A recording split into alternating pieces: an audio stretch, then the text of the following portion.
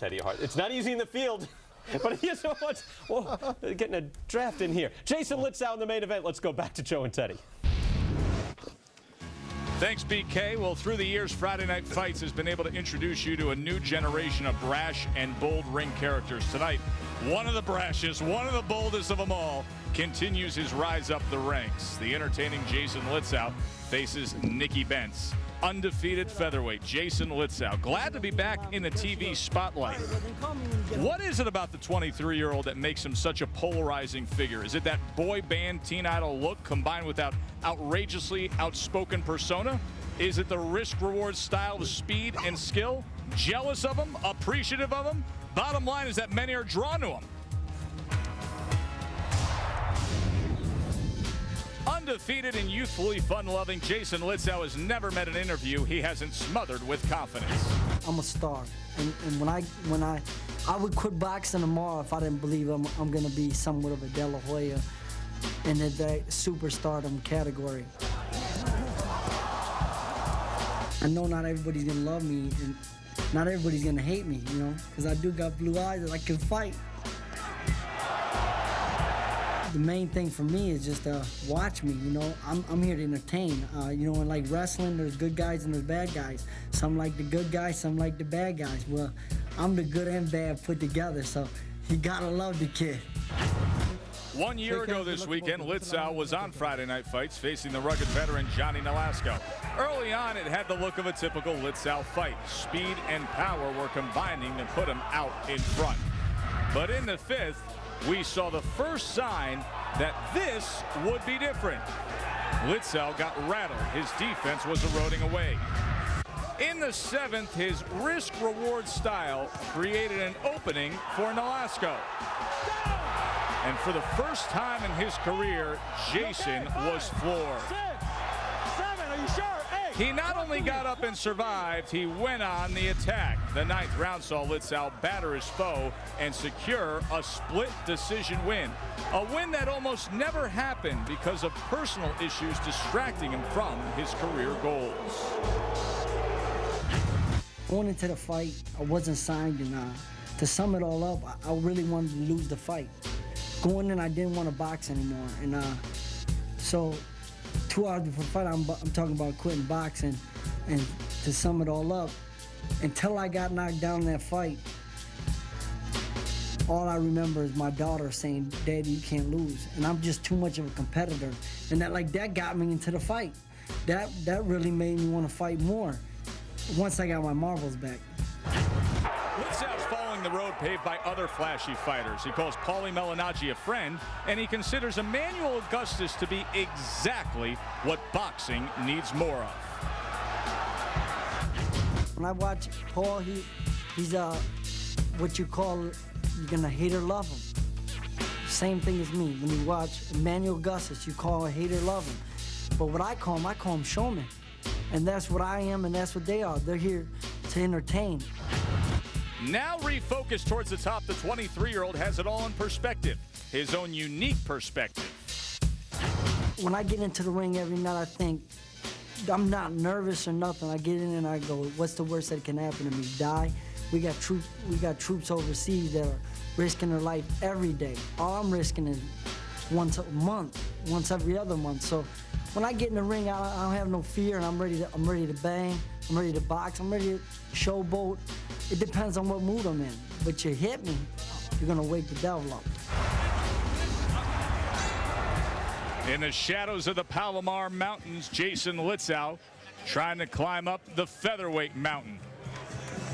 He'll have to do it against 34-year-old Nicky Bentz. 36 career wins, took this fight on 2 weeks' notice after not having fought for the past year. Let's check out his last 5 fights. He almost scored a career-defining win in January of 2005. He took it to former 3-division world champion Johnny Tapia. He was peppering Tapia with hard right hands. The judges were split. And there is St. Paul's Jason Litzau. And those around you will tell you, if you listen to the lyrics close enough, his life has basically been that of the rap star Eminem's. but he's overcome those hardships, and he's 18-0. Last 5 show you the work after the well-regarded fight against Johnny Nolasco. 3 straight wins, all in New Jersey, where he spends time training with Bob Van Sickle. Well, the last time we broadcast the Jason Litzau fight, Teddy Atlas was clear on what improvements he would like to see out of the hot prospect. Here's what Teddy wants to see out of both guys in tonight's fight plan. It's 110 degrees here in California, but the good news for Jason Litzau, the undefeated fighter, I don't think he's going to be in the sun too long, because with Bentz, his opponent, he cooperates. One, he throws a slow jab. He's standing right in front of him. He throws a slow jab where he can throw the right hand right over. The other thing is he puts that peekaboo defense on. He doesn't offer much resistance. He stands at the end of Litzau's punches. Bad news. Litzau's a good puncher, long arm. If he stands at the end with that peekaboo defense, look for Litzau to pick him up with the uppercut, finish him with the right hand, cool him off a little bit, maybe put him in the pool. I've already established that Bentz is going to have a long, hot night in front of him with the undefeated Litzau. Going to be pretty difficult, but you always have a chance, especially with an undefeated fighter who has been on the floor before, who does defensively show flaws. He drops his hands, he pulls back. It's going to be up to Bentz to slip. He's pretty good at slipping and weaving a little bit. He's going to have to slip and weave his way in those long arms and come out of him punching like so. He's going to have to slip Litzau's punches, force him back, and then come out of him punching as Litzau pulls back with his head up. Another chance. Litzau can help him out a little bit. He's a tall guy, but he gives up his height every once in a while. When he throws the right hand, watch how he falls in and he slides with that right foot. That's a spot for Bentz to slip over, throw the left hook. So the left hook for Bentz tonight, when Litzau gives up his height sliding in, or bobbing and weaving, coming out of the punches. Either way, it's going to be a difficult, hot night for Bentz. And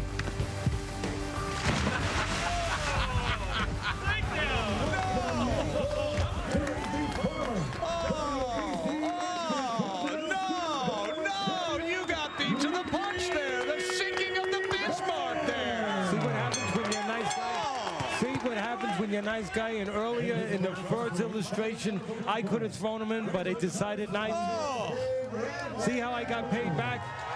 And you know what? That water's not even cool. I understand a few cell phones were lost in that sea battle here at Harrah's. Yes, there were. There is Nicky Bentz. TKO'd in his last fight. Almost toppled Johnny Tapia back in 2005. Tonight, a real uphill battle.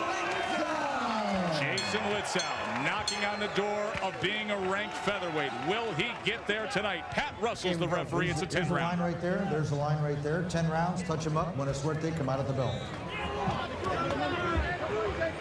Ring experience. Bentz has had the longer career, more fights, but he's battled long layoffs throughout his career. He's coming off one now. Jason's in a groove right now. All right, let's go, fellas. Third corner. Bentz has lost his last 3, 2 by knockout, KO'd in his last fight. And 2 of his last 3. Litzau in the red, white, and blue. Nicky Bentz in the orange. Round number 1. Many problems for Nicky Bentz. He's been active for 1 year since he's been in that ring, taking a fight on quick notice. 3 straight losses, as we said, 2 by knockout, and he's a smaller man. Not a good way to go into a fight with an 18-0 prospect.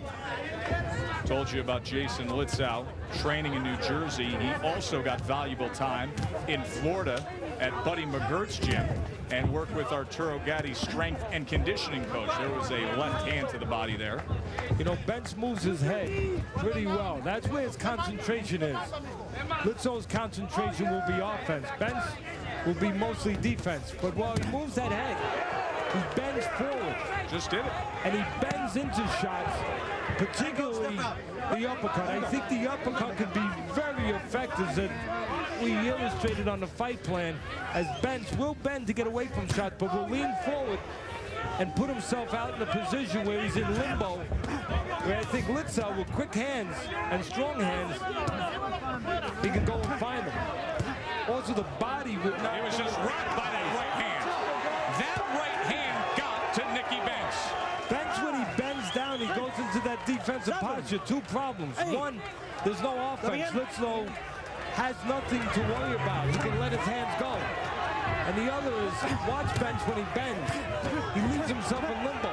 He goes down, he leans forward like that, and leaves himself where his upper body is in front of his lower body. Very susceptible to the punches of Litzau. And the body also is there for Litzau as Bentz does move the head.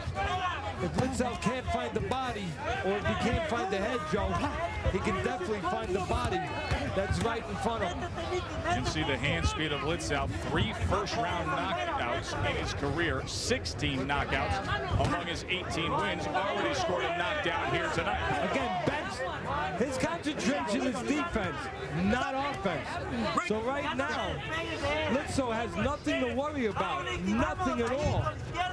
He's allowed to let his hands go with a lot of confidence. And when something does come from Bentz, it has very little on it. Bentz has been a smaller man between junior featherweight and featherweight his whole career. Well, Litzau, junior lightweight, most of his career. Litzau content for a moment there to stay on the ropes. Really comfortable now with the hands around the waist. Again, plenty of opportunities. Litzau beats Bentz to the punch with the right hand. And the referee, a good referee, has called an end to this one in the first round. Wow, what a statement. I know Bentz was an underdog here tonight, but what a statement by Jason Litzau. Well, he did. I'm going to be a little more controlled with my thoughts than you, Joe. Go ahead. He did what you want to do, and he did it the right way. He did it in an impressive fashion with a fighter who was knocked out his last fight, who has lost his last 3 fights, 2 by knockout. So if you're supposed to be a prospect, you're supposed to beat a guy like Bentz and maybe even get rid of him. To the credit of Litzau, he did that. He is a prospect, and he did it in impressive fashion, and in fashion that looks like a guy that can move forward. He did it the right way. Nicky Bentz, back in 2005, a split decision loss to Johnny Tapia. Granted, Tapia towards the end of his career, a fighter who is not a shadow of what Tapia used to be. No doubt about it, but this is still a veteran guy, and doing what you're supposed to do is something that we don't often see. Well, so let's take a look back. Let's take a look back at how he did it, Teddy. Well, he had plenty of opportunities to do it. Right there, you could see Litzau uses good leg movements. We're going to take another look at it. He's going to use good leg movements to get an angle on the side where he had an advantage, where Bentz could not punch and Litzau could punch. See, that's what I mean by doing it the right way. I'm not impressed that he knocked out Bentz. I'm impressed that he did it in a very spectacular fashion and a very effective fashion, like a fighter that has a career, has a future. By using his legs, Litzau showed the smarts, not just the power, not just the physical advantages, but the smarts to get on the side of Bentz where he could hit and Bentz could only be hit. I'm so ready, Bob. For the official particulars, let's send it up to the ring to Joe Martinez. Ladies and gentlemen, 2 minutes, 59 seconds of round number 1. We have your winner by knockout victory and still undefeated, the American boy, Jason Litzau. Jason Litzau now 19-0. We will talk to Litzau when we come back to Friday Night Fights from Southern California. Spectacular first round knockout.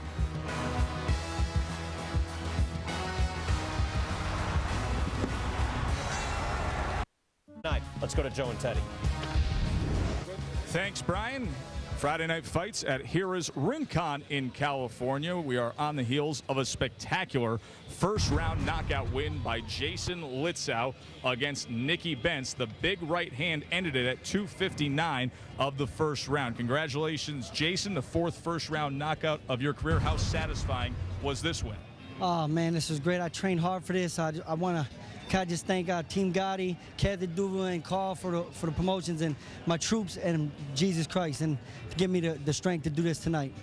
You bring up the Gotti situation, Buddy McGirt in South Florida. How critical was that to your performance here tonight, going down there and training with them, with your trainer, Bob Van Sickle? Well, you seen it. It was a right hand, over, step over, and a right hand. We did it in the pads right before I left. Buddy was perfect, right? Yeah. Teddy, fundamentally perfect?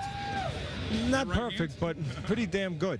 You know, what I like the best about your performance is the way you did it, by stepping to the side, by being smart, by getting that angle where you could hit him and he couldn't hit you. You got rid of a guy that you should get rid of. This guy hasn't fought for a year. You're supposed to get rid of him. But you did it in a way that a prospect should do it, a guy that's going somewhere. Right. I'm going to get rid of them all. And if I don't, I'm going to be on the ground and getting back up and winning. So you're going to try to knock out everybody? I'm sure man, I'm here to give 110%. So I don't come in just to box, because I can do Sugar Ray. Sugar Ray's in the studio, and I can do that for 10 rounds and be on the do the show. But hey, calm down. I like you, but calm down. No Sugar Ray yet. No. I'm not Sugar Ray. Please. I'm saying I can do the right Sugar Ray.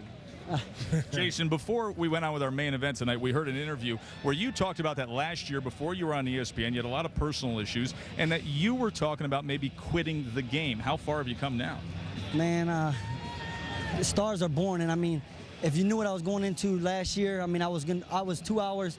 2 hours before the fight, I said, I'm done boxing, I'm going to lose. When I got knocked down in that last fight, that's what woke me up. And then that's why I finished so strong. It was like my competitiveness, like, let's bang it out once I got my noodles back, which my marbles were gone for a minute. But let's talk about your immediate future. The right way.